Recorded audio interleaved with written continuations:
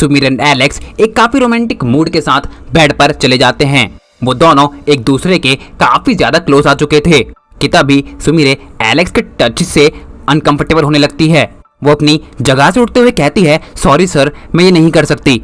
ये scene perform करना मेरे लिए पॉसिबल नहीं है। सुमीर काफी टेंस दिखाई दे रही थी। डायरेक्टर सुमीर को शांत करते हुए बोलते हैं, कोई बात नहीं, अगर तुम ये सीन परफॉर्म नहीं कर पा रही हो तो ये सीन कोई और एक्टर तुम्हारा मास्क लगाकर परफॉर्म कर लेगा। एंड सुमीर डायरेक्टर को थैंक्स बोलते हुए वहां से चले जाती है।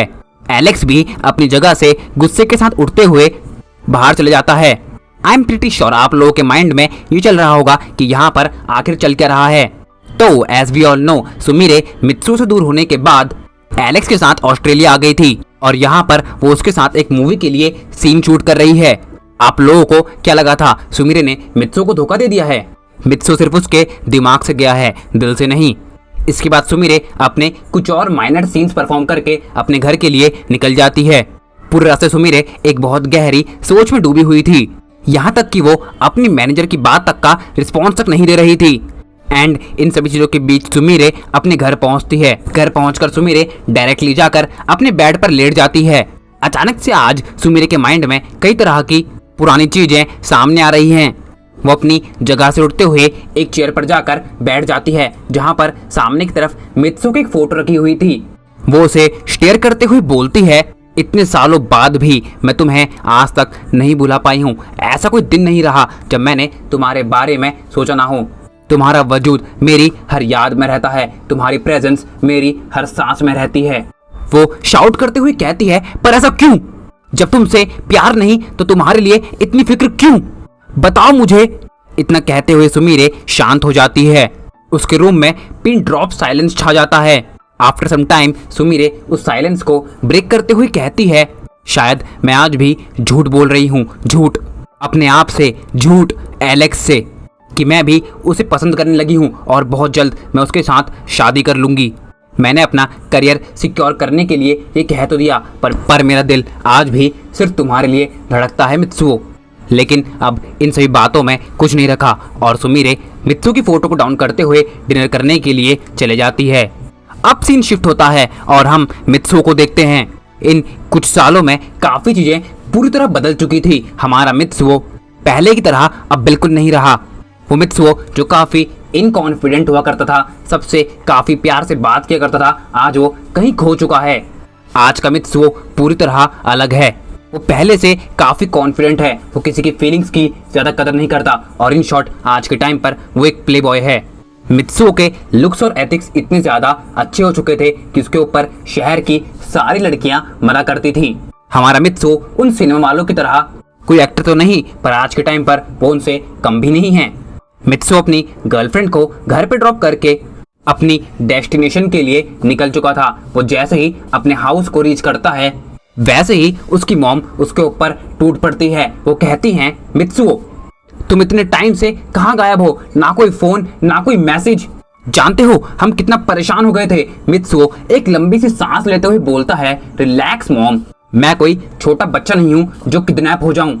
मैं अपना सही और गलत अच्छी तरह जानता हूँ, इसलिए आप भी चिल कीजिए और मुझे भी चिल करने दीजिए। अब मैं चलता हूँ। इतना कहते हुए मित्सु अपने रूम में चले जाता है। अब फ्रेम चेंज होता है और हम सुमीर को देखते हैं। लास्ट नाइट सुमीर मित्सु के थॉट्स की वजह से काफी परेशान थी, लेकिन अब वो काफी ज्यादा रिलैक्स फील कर रही थी। मॉर्निंग में अपनी कॉफी की पहली सिप लेते ही वो अपने फिल्म सेट के लिए निकल जाती है। सुमीर आज के टाइम पर अपने काम के लिए बहुत डेडिकेटेड है। उसकी इसी डेडिकेशन ने उसे एक लंबे समय से नंबर 1 एक्ट्रेस बनाया हुआ है। सुमीर जैसे ही अपने फिल्म सेट को रीच करती है, वो जाकर डायरेक्टर से मिलती है और डायरेक्टर सुमीर को आज का सीन एक्सप्लेन करते हैं। वो कहते हैं, बस ये सीन और फिर तुम्हारा काम ऑलमोस्ट पूरा हो जाएगा सुमीर। और सुमीर मुस्कुराते हुए मेकअप करवाने के लिए चले जाती है। आज के शॉट्स में सुमीर के चेहरे पर एक अलग ही चमक थी। वो काफी जल्दी अपना काम पूरा कर लेती है और इसी के साथ सुमीर के इस फिल्म के सीन्स का पैकअप हो जाता है। डायरेक्टर कहते हैं, thank you so much miss Sumeer, मुझे आपके साथ काम करने में बहुत मजा आया। वहाँ दूसरी तरफ एलेक्स आज एक भी सीन अच्छी तरह परफॉर्म नहीं कर पा रहा था। वो भी आज के टाइम में इंडस्ट्री का एक बहुत बड़ा स्टार है। कोई भी डायरेक्टर प्रोड्यूसर उसके खिलाफ कुछ भी बोलने की हिम्मत नहीं करता। एंड इन सभी चीजों ने एलेक्स को बहुत घमंडी बना दिया है। उसकी यही ईगो आज भी साफ दिखाई दे रही थी। वो कैमरामैन के साथ भी झगड़ा कर लेता है। वो कहता है मेरे सीन्स में नहीं, तुम्हारी कैमरा स्किल्स में प्रॉब्लम है, जाकर अपने आप को इम्प्रूव करो फिर मुझे कहना।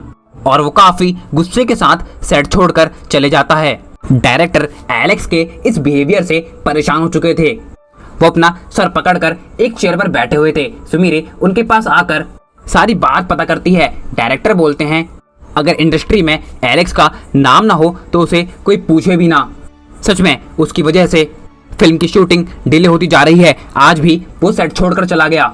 अगर ऐसे ही चलता रहा तो मुझे एलेक्स के अगेंस्ट कोई ना कोई एक्शन जरूर लेना पड़ेगा।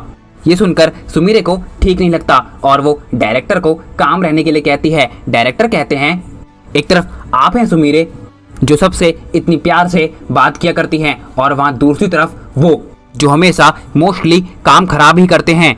मुझे तो ये समझ नहीं आ रहा है कि आप दोनों एक साथ रह कैसे लेते हैं। सुमीरे बोलती है ये मेरा टैलेंट है। सुमीरे की ये बात सुनकर डायरेक्टर भी हंसने लगते हैं। वो कहते हैं आपने तो एक झटके में मेरा मूड अच्छा कर दिया मिस सुमीरे। वैसे आप चाहें तो आपके लिए मेरे पास एक फिल्म का ऑफर है। सुमीरे बोलती है मैं कुछ टाइम के लिए ब्रेक लेना चाहती हूँ। डायरेक्टर कहते हैं एक बार आप उस फिल्म की टीम से मिल तो लीजिए। मैं वादा कर सकता हूँ स्क्रिप्ट जानने के बाद आप मना नहीं कर पाएंगी। और डायरेक्टर के बहुत ज़्यादा फोर्स करने के बाद सुमीरे उनसे मिलने के लिए रेडी हो जाती है। और डायरेक्टर उसी दिन सुमीरे की एक मीटिंग उस टीम के साथ फिक्स कर देते हैं। वो डिसाइडेड टाइम पर होटल पहुंच जाती है एंड उस फिल्म के डायरेक्टर मिस्टर मिनामोटो से मुलाकात करती है। वो सुमीरे से मिलकर बहुत खुश होते हैं और वो दोनों फर्दर अपनी कन्वर्सेशन स्टार्ट करते हैं। मिस्टर मिनामोटो सुमीरे के साथ ऑलमोस्ट 2 आवर्स तक डिस्कशन करते हैं। उनकी कन्वर्सेशन काफ़ी इफेक्टिव रहती है और सुमीरे स्क्रिप्ट का ओवरव्यू जानकर काफ़ी इंप्रेस हो जाती है। वो कहती है अगर प्लॉट ऐसा है तो मैं आपके साथ काम जरूर करना चाहूँगी। ये जानकर मिस्टर मिनामोटो बहुत खुश हो जाते हैं। वो कहते हैं देन ये लीजिए। सुमीरे कहती है ये क्या है। मिस्टर मिनामोटो बोलते हैं ये चेक है। सुमीरे बोलती है मैंने अभी पूरी तरह डिसाइड नहीं किया है, आप मुझे स्क्रिप्ट तो दीजिए तभी मैं बता पाऊंगी कि मैं कॉन्ट्रैक्ट साइन करूंगी या फिर नहीं। मिस्टर मिनामोटो बोलते हैं मुझे पूरा विश्वास है कि आप मना नहीं करेंगी, इसलिए प्लीज़ इसे रख लीजिए। और उनके बहुत ज़्यादा रिक्वेस्ट करने के चलते सुमीरे उस चेक को रखने के लिए रेडी हो जाती है। सुमीरे फोल्डर ओपन करती है पर उस चेक को देखकर सुमीरे सरप्राइज हो जाती है। वो कहती है ये चेक तो ब्लैंक है। मिस्टर मिनामोटो बोलते हैं हाँ ये चेक ब्लैंक है, आप अपनी मर्जी के हिसाब से इसमें अमाउंट डाल सकती हैं, हमें कोई प्रॉब्लम नहीं, बस काम में कोई कॉम्प्रोमाइज़ नहीं होना चाहिए। इतना कहते हुए मिस्टर मिनामोटो अपनी जगह से उठ जाते हैं। वो कहते हैं आगे की फर्दर डिटेल्स मैं आपकी मैनेजर को भिजवा दूंगा। और वो वहाँ से अपने क्रू के साथ चले जाते हैं। इस ब्लैंक चेक को देखकर सुमीरे ये तो समझ चुकी थी कि फिल्म का प्रोड्यूसर काफ़ी मोटे पैसे वाला है एंड इस फिल्म में काम करना उसके बहुत तगड़े फेवर में रहेगा। और सुमीरे काफ़ी अच्छे मूड के साथ अपने घर के लिए निकल जाती है। लेकिन जैसे सुमीरे अपने रूम के गेट को ओपन करती है वैसे ही उसका और टाइम स्टार्ट हो जाता है। उसके ठीक सामने एलेक्स बहुत गुस्से के साथ बैठा हुआ था। सुमीरे साइलेंटली एलेक्स के पास जाकर बैठ जाती है। वो समझ जाती है कि एलेक्स का मूड काफ़ी ऑफ है। वो घबराते हुए बोलती है Alex are you okay. And Alex काफ़ी गुस्से के साथ जवाब देता है तुम अब तक कहाँ थी, जानती हो मैं कितनी देर से तुम्हारा वेट कर रहा हूँ। सुमीरे कहती है मेरा काम पूरा हो गया है इसलिए मैं अपनी नई फिल्म के लिए एक डायरेक्टर से मिलने गई थी। एलेक्स कहता है तो अब तुम बिना बताए फिल्म तक साइन करने लगी हो, भूलो मत सुमीरे, मैंने ही तुम्हारे करियर को अर्थ से आसमान तक पहुंचाया है। सुमीरे बोलती है मैं नहीं भूली हूँ एलेक्स, आई नो मेरे करियर में तुम्हारी काफ़ी ज़्यादा इंपॉर्टेंस है, तो फिर तुम इतने बड़े डिसीजंस मुझे बिना बताए कैसे ले लेती हो, बताओगी? सुमीरे को एलेक्स का यूं चिल्लाना बिल्कुल भी अच्छा नहीं लग रहा था। वो कहती है क्या तुम थोड़ा शांति से बात कर सकते हो प्लीज़, मेरे सर में ऑलरेडी काफ़ी दर्द है। एलेक्स कहता है ओह तो अब तुम मेरे साथ बहस भी करने लगी हो, वाओ, भूलो मत मैं तुम्हारा हस्बैंड बनने वाला हूँ। सुमीरे कहती है हस्बैंड बनने वाले हो, बने नहीं हो, इसलिए don't cross your limits. And Alex को सुमिरे की ये बातें बिल्कुल भी पसंद नहीं आती। वो पूरी तरह गुस्से के साथ भर जाता है। वो कहता है, तुम्हारी मेरे साथ इस तरह बात करने की हिम्मत कैसे हुई? और वो सुमिरे का माउथ काफी तेजी के साथ पकड़ लेता है। छोड़ो मुझे। एलेक्स की पकड़ काफी मजबूत थी। सुमिरे दर्द से कर्राने लगती है। वो कहती है, एलेक्स क्या तुम्हारा दिमाग खराब हो गया है? छोड़ो मुझे, दर्द हो रहा है। लेकिन एलेक्स सुमिरे की कोई बात सुनने के लिए रेडी नहीं था। And at the end Sumire अपने आप को छुड़ाने के लिए एलेक्स को काफी तेजी के साथ धक्का देती है। वो कहती है, तुम्हारी ये करने की हिम्मत कैसे हुई? और उन दोनों के बीच में फर्दर आर्ग्यूमेंट्स होने लगते हैं।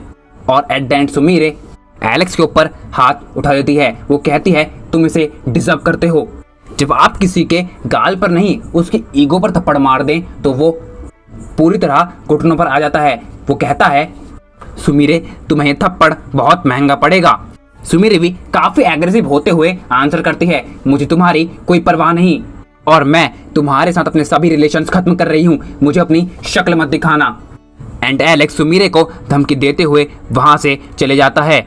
वो कहते हैं ना, प्यार एक बार होता है, एक से ही होता है और सिर्फ एक के साथ होता है, उसके बाद बस मजाक होता है। और सुमिरे के साथ इस वक्त वही हो रहा था। वो रोते हुए अपने रूम का गेट क्लोज कर लेती है।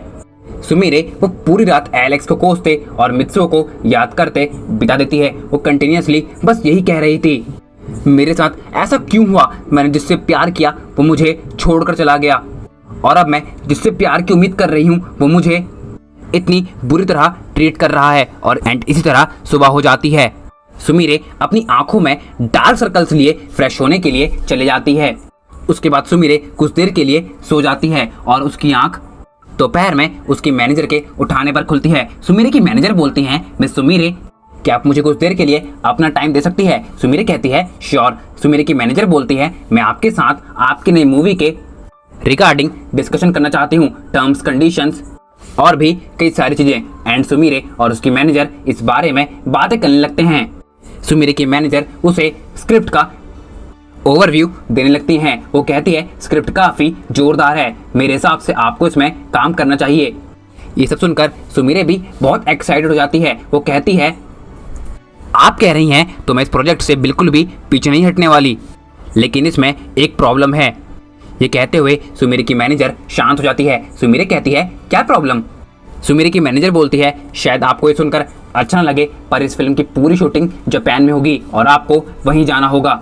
सुमिरे की मैनेजर जैसे ही जापान का नाम लेती है, सुमिरे के माइंड में वही पुरानी बातें आने लगती है। मित्सुओ, वो मोमेंट्स, वो सब कुछ। सुमिरे कहती है, माफ कीजिए, मैं इस प्रोजेक्ट को नहीं कर सकती। सुमिरे की मैनेजर बोलती है, क्या हो मिस सुमिरे, आप इस तरह मना क्यों कर रही हैं? क्योंकि आपका पास्ट है। भूलिए मत, आपके पास्ट से ज्यादा आपके लिए प्रेजेंट इंपॉर्टेंट है। और मैनेजर के बहुत ज्यादा समझाने के बाद सुमिरे जापान जाने के लिए रेडी हो जाती है। इसके बाद सुमिरे फिल्म के डायरेक्टर मिस्टर मीनामोटो से मिलकर कॉन्फिडेंस पेपर साइन कर लेती है और फर्दर कॉन्ट्रैक्ट जापान में प्रोड्यूसर की प्रेजेंस में साइन होने की बात तय होती है। डायरेक्टर सुमिरे को विद इन 2 डेज में जापान पहुंचने के लिए कहते हैं और सुमिरे हामी भर देती है। ये 2 दिन कब बीत जाते हैं सुमिरे को पता तक नहीं चलता। 2 दिन बाद सुमिरे अपनी फैमिली से मिलकर उन्हें सभी चीजें एक्सप्लेन करते हुए जापान के लिए अपनी मैनेजर के साथ निकल जाती है।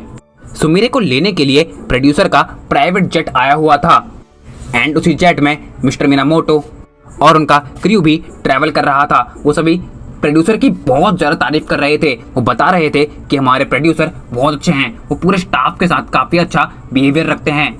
उनकी इतनी तारीफ सुनकर सुमिरे भी प्रोड्यूसर से मिलने के लिए काफ़ी क्यूरियस हो रही थी। वो कहती है, अगर ऐसा है तो मैं आपके प्रोड्यूसर के साथ एक दोस्ती एक्सपेक्ट कर सकती हूँ।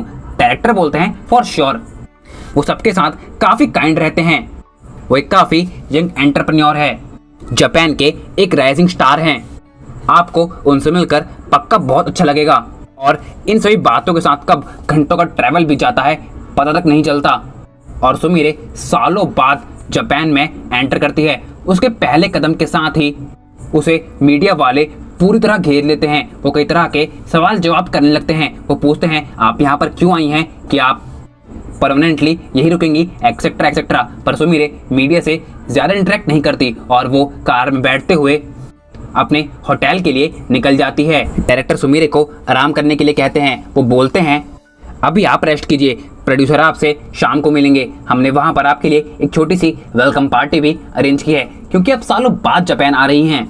और वो सुमीरे को अकेले छोड़ देते हैं। सुमीरे की मैनेजर भी अपने रूम में रेस्ट करने के लिए चली जाती है और अब सुमीरे अपने रूम में अकेले मौजूद थी। उसके माइंड में फिर से कई तरह की बातें चल रही थी, पर कब उसे नींद आ जाती है पता तक नहीं चलता और सुमीरे शाम तक सोती रहती है। अब पार्टी का टाइम हो चुका था। सुमीरे की मैनेजर उसे रूम में आकर रेडी होने लगती है और सुमीरे अपने बेड से उठकर फ्रेश होते हुए तैयार होने लगती है। हमारी इस फिल्म के प्रोड्यूसर भी होटल को रीच कर चुके थे। सुमीरे भी रेडी होकर पार्टी में आ चुकी थी। मिस्टर मिनामोटो सुमीरे को प्रोड्यूसर का वेट करने के लिए कहते हैं, पर यार हमारे प्रोड्यूसर थोड़े से रंगीले मिजाज के हैं, इसलिए वो अपनी गर्लफ्रेंड यूरी के साथ डांस करने लगते हैं। वह दूसरी तरफ सुमीरे काफी देर से उनके आने का वेट कर रही थी और अब वो परेशान होकर अपनी जगह से उठ जाती है। वो कहती है वो कहाँ हैं? मिस्टर मिनामोटो कहते हैं आप वेट कीजिए, वो आ रहे हैं। लेकिन सुमीरे के बहुत ज्यादा फोर्स करने पर वो बता देते हैं कि प्रोड्यूसर तो यार डांस कर रहे हैं और सुमीरे उनसे मिलने के लिए खुद से चली जाती है।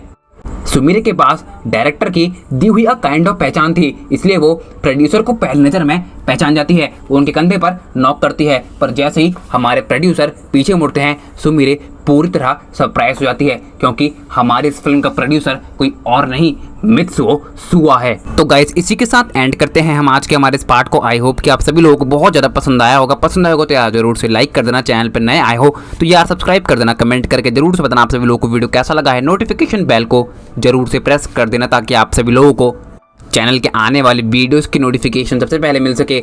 और अगर चाहो तो अपने भाई को इंस्टाग्राम पर भी फॉलो कर लेना, आईडी का लिंक आप सभी लोगों को डिस्क्रिप्शन बॉक्स के अंदर मिल जाएगा। तो यार मैं मिलता हूँ आपको किसी और वीडियो में ऐसे ही शानदार कंटेंट के साथ। तब तक के लिए stay tune with channel my dear hearted. Sayonara.